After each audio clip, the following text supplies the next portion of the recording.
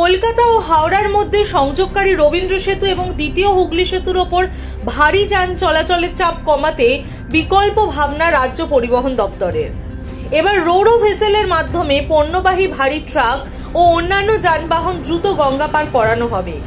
সোমবার শালিমার জেটিঘাটে নতুন রোরো ভেসেলের উদ্বোধন করে একথাই জানালেন পরিবহন মন্ত্রী স্নেহাশিস চক্রবর্তী।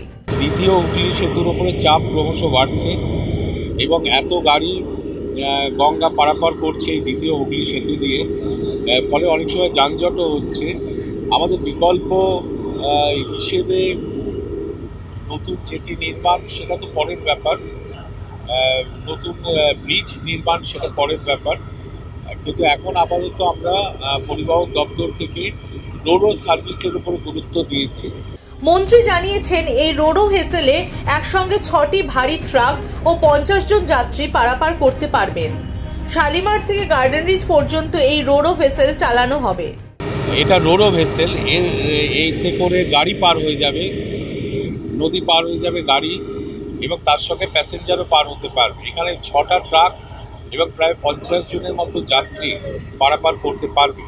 আমরা গঙ্গাসাগরে আপাতত দেব, তারপরে এই গঙ্গার দুপারে গাড়ি পারাপারের জন্য এই ভেসেলগুলোকে কাজে লাগানো হবে। আপাতত এই ভেসেলটি গঙ্গাসাগর মেলার জন্য ব্যবহার করা হবে। রায়চক থেকে কুমড়োহাটি পর্যন্ত যানবাহন পারাপার করানো হবে এর মাধ্যমে। তারপরেই এই ভেসেলের মাধ্যমে চাপ কমানো হবে রবীন্দ্র সেতু ও বিদ্যাসাগর সেতুর। Bureau report, the wall.